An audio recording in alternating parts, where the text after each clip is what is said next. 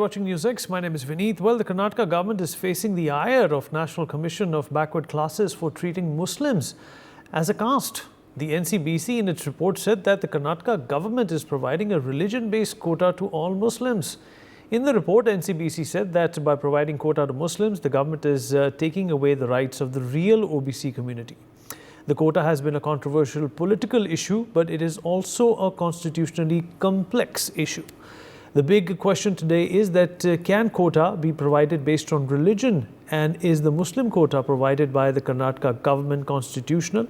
Prime Minister Modi also highlighted this issue during a rally. In fact, listen in to what the Prime Minister said. हमारे संविधान निर्माताओं ने लंबे समय तक इसकी चर्चा की थी, हर प्रकार के दिमाग अप्लाई किए थे और हमारे संविधान निर्माताओं ने मिलकर के धर्म के आधार पर आरक्षण नहीं दे सकते, ये निर्णय किया था। ये हमारे संविधान की मूल भावना थी, लेकिन कांग्रेस के कारनामे उस संविधान की मूल भावना के भी खिलाफ है। All right, let's talk about this. Pramila Nisargi, renowned educationist and lawyer, joins us at this point in time from Bangalore. Advocate Manasvi Thapar, political analyst, also with us on the show. Advocate Deshratan Nigam, political analyst, is also joining us on the program. Last but by no means the least, Dr. Syed Asad Abbas, political analyst, senior political analyst, with us on the show as well. Mr. Nigam, what do you think is the problem here? You know, a caste is being, or rather a community is being considered as a caste, and is perhaps, benefits are being directed because of this. Is this unconstitutional according to you? Yes, Vineet. In fact, our constitution under Article 15 clearly says there should be no discrimination on the basis of religion. And it does not provide reservation on the basis of religion. And therefore, this is unconstitutional, illegal, unlawful. And let me also tell you, this is nothing but politics. Islam and Muslims claim that it's a casteless society. Nowhere in their scriptures caste is recognized. And therefore, this itself is an oxymoron that caste exists in Muslims, and therefore reservation be given on the basis of caste. In fact, all the Muslims in Karnataka have been declared OBC, which in effect means reservation based on religion, and which is barred under the constitution. And therefore, NCBC's chairman is clearly right when he says, what is the basis? They have not been able to explain the basis. Merely everybody has been included as an OBC. Now, what is the consequence of the result? Today, there are about 16% Muslims. There were about 13% Muslims in 2011 census. And reasonably, if you take it, there would be about 16% Muslims. Maybe more, but I'm taking a reasonable numbers. Now, if you give 16% and bring them under 32% reservation, which means you have taken away 16% reservation from the OBCs, which were already there, and given them to the Muslims. The effective space for the OBCs in Karnataka is not 16% only, because the total reservation out there for OBCs is 32%, which I think ultimately this will be challenged, and it is affecting the rights of the genuine OBCs which are there.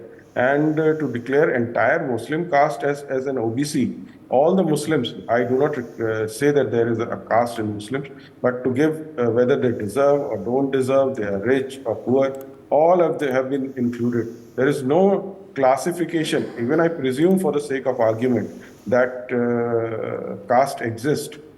What is the reasonable classification as to how you have included everybody in the reservation in the OBCs? You have clearly affected the right. The Karnataka Congress government has clearly affected the rights of the OBCs who were earlier getting reservation. Now the reservation space for them has been reduced to 16% as compared to 32% earlier. Vinny. All right. Let me in fact also rope in Pramila Nisargi ji on this. Pramila ji, if you can hear me. Yeah, I am able to hear you. Right. Ma'am, your thoughts? The Prime Minister also said that confusing the two, a community and a caste, is unconstitutional, and the government of Karnataka is paying no heed to what the Constitution dictates. They are not bothered. What they want is appeasement. They want election. They want power. And for that, they don't mind reserving anyone in any classification. In fact, even Dr. Ambedkar, during the discussion when they had for the Constitution Assembly debates, they were against it. They never wanted any reservation on the basis of religion. They are aware of it. They are not bothered about what Ambedkar has stated. They are not bothered about what the Constitutional Assembly debates went on. They are not even bothered. They went on reserving in spite of this in Hyderabad. Then the matter went to courts and they have passed it. Even in Karnataka, they wanted to reserve. Why? They want votes. They are afraid that they are going to lose in the coming elections. For that, they want to somehow or the other include and please them, appeasing them that they want to give the reservation. In fact, even Prophet Muhammad was not for reservation. He wanted people to work. We have read neither Quran or anyone for that matter. No religion wants the reservation on the basis of reservation, on the basis of religion. It is only the Congress government and India in particular, they want reservation to appease these people. Only because people have come from Bangladesh, Afghanistan, Pakistan and all other places, they are infiltrating without any discrimination. They want to help them also. They do not want local people residing in India, Hindus and other backward communities, they want to come up in their life. What has happened in the Constitution? 15% reservation was given to SC.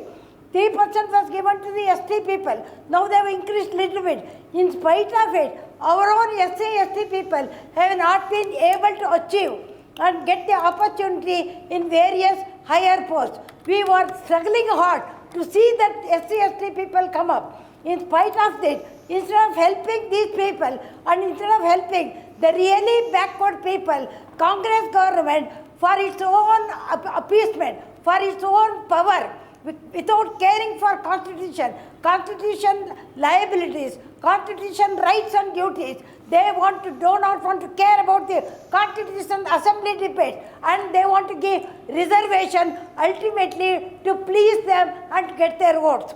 I am afraid Muslims by themselves, they will not ask for it. I know so many people, they are intelligent people, they are artists, they want to come on their own, they want education, they want basic education, they want basic jobs that cannot be given by this means.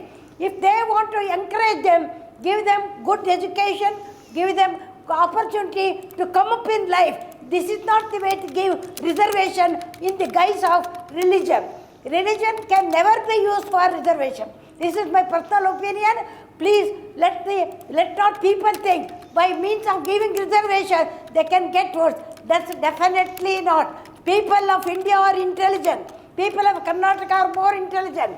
They will not be pleased by these small freebies they are offering, and they will not go and their expectation, they will be failures in their expectation. All right, ma'am. Dr. Abbas, in fact, the NCBC also went on to say that the blanket categorization of Muslims, I'm reading from a paragraph which was put out in that report, as a backward caste undermines the principles of social justice, particularly for the marginalized Muslim castes and communities identified as socially and educationally backward. It also goes on to say that Muslims in Karnataka are being treated as socially and educationally backward classes under category 2B, and they are being provided admissions into educational institutions and in appointments to posts and vacancies in the service of the states for the purpose of Articles 15.4 and 16.4 of the Constitution of India, which is a blatant violation. How do you respond to this? This is something which the BJP also has attacked the Congress on multiple times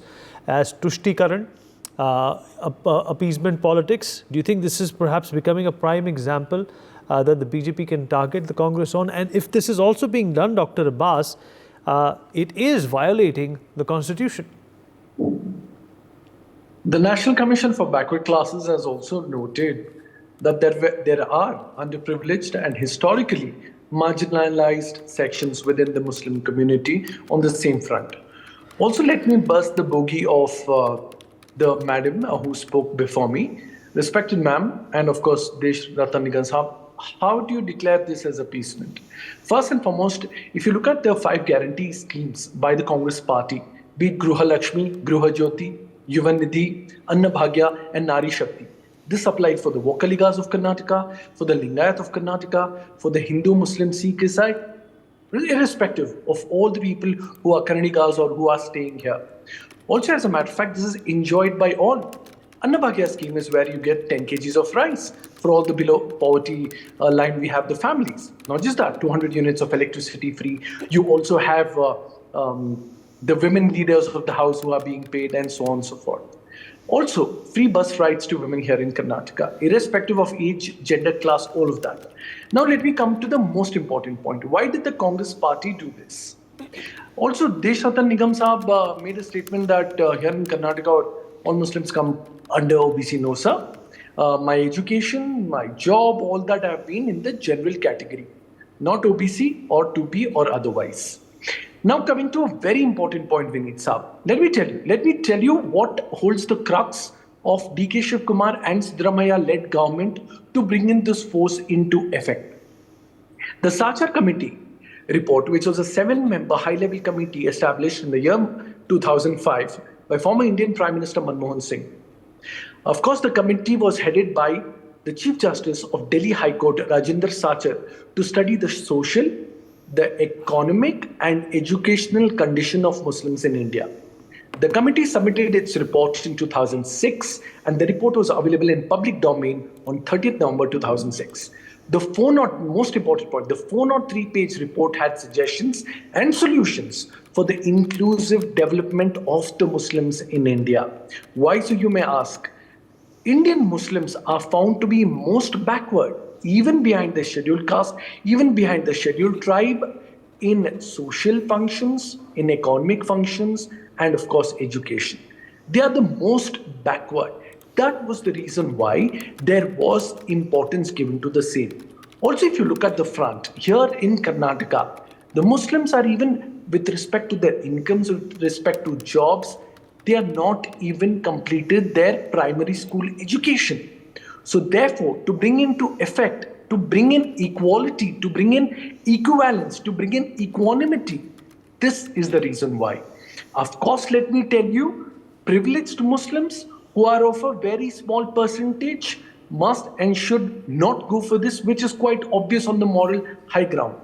But let me also tell you, in the Indian police system, in the Indian bureaucracy system, and many others away, they do not have the right representation front here.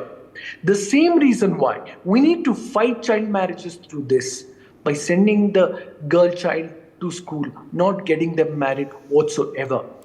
The least that they could get is education.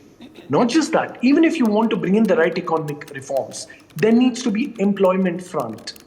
The Muslims who are even beyond most backward, more than scheduled caste and scheduled tribe, need to give an equal representation when it comes to employment. This forms the crux of the move of the respected Karnataka government, where I reside, under the able leadership of Shri Siddaramaiah ji, who is the Chief Minister, and the Deputy Chief Minister, Mr. DK Shiv Kumar, who have brought in a complete front, which is most important here. I truly believe the right equality and the systems brings in the right way.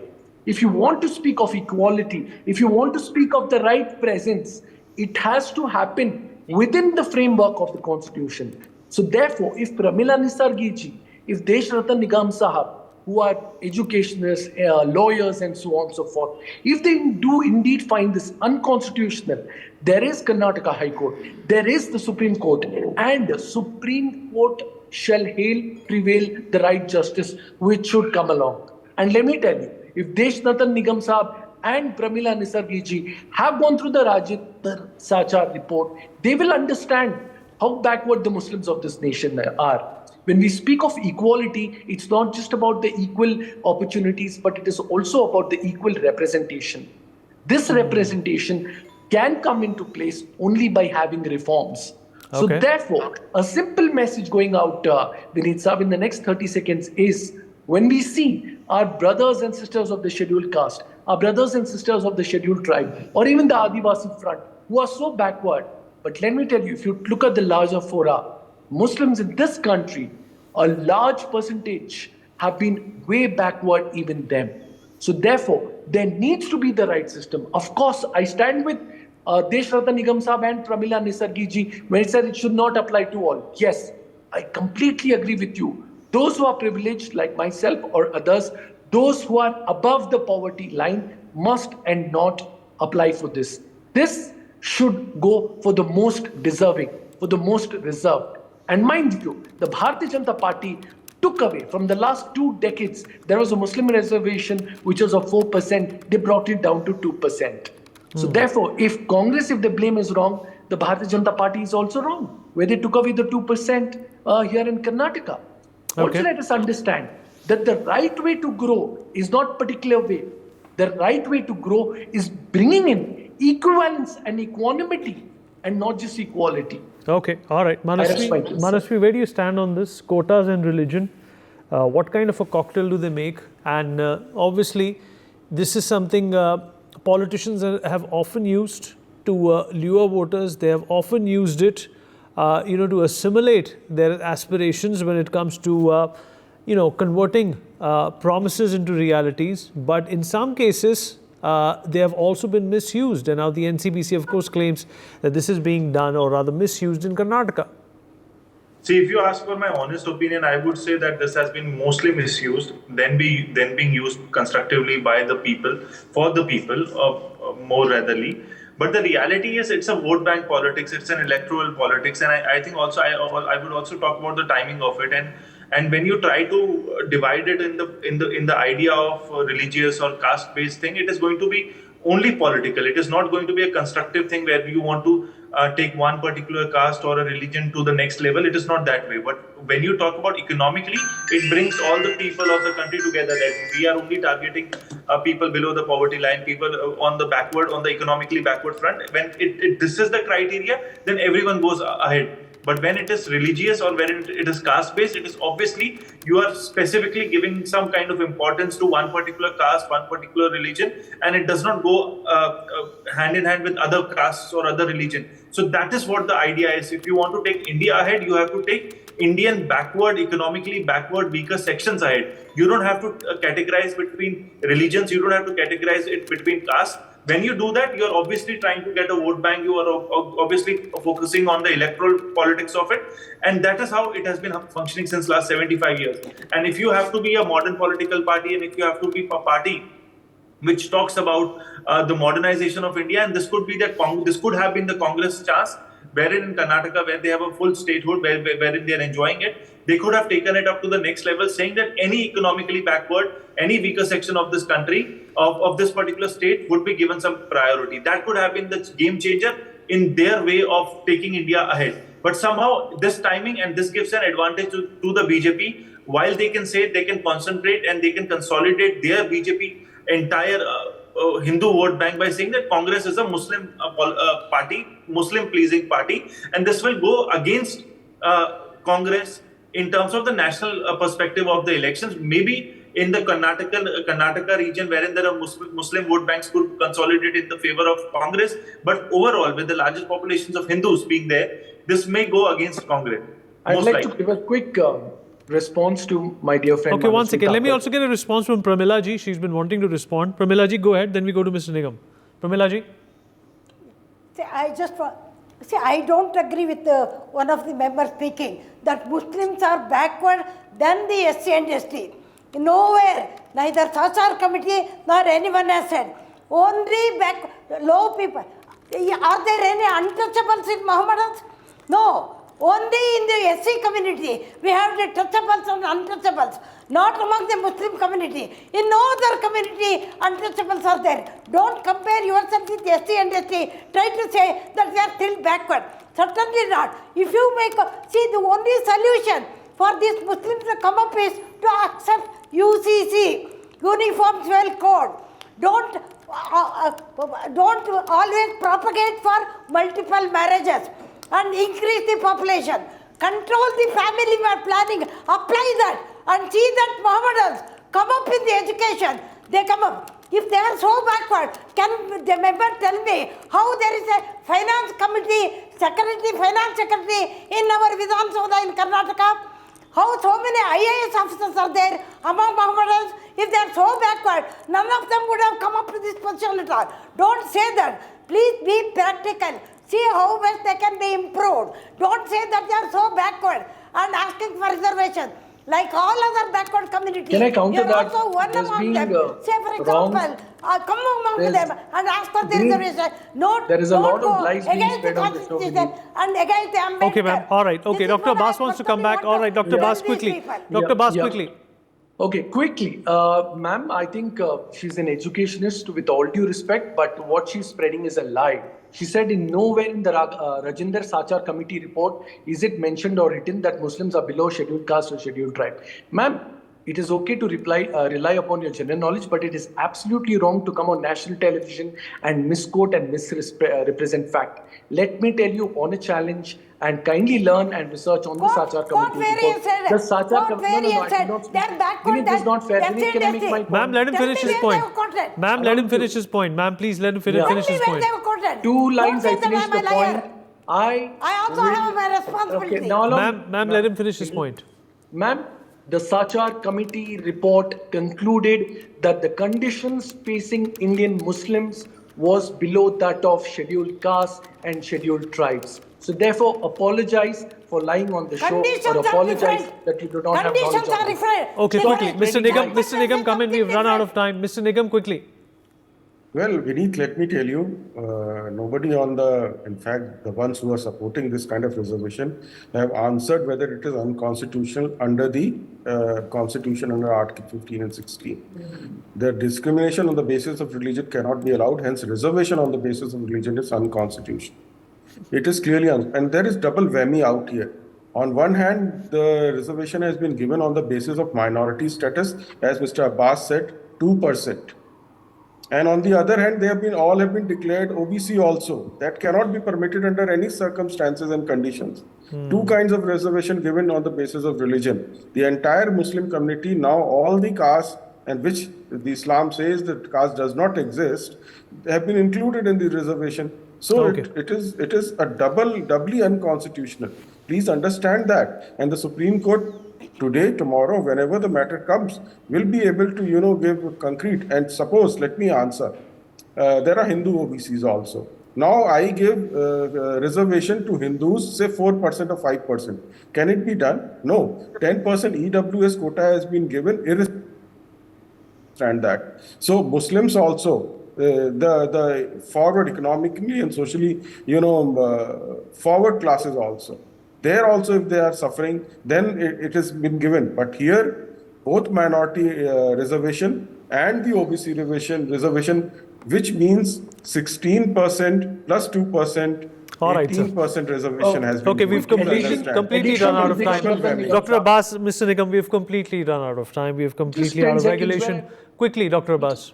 Yes, certainly. I think Deshratna Begum sir made a very important point here. Yes, the forward classes must and not should avail any such thing. That's where the moral high-handedness comes in. Also, as a matter of fact, yes, if it is unconstitutional, he's an able lawyer. We will certainly look for justice at the High Court or the Supreme Court of India, where justice shall prevail. Okay, completely out of time. Appreciate your closing thoughts. We are going to take a short break. Be right back.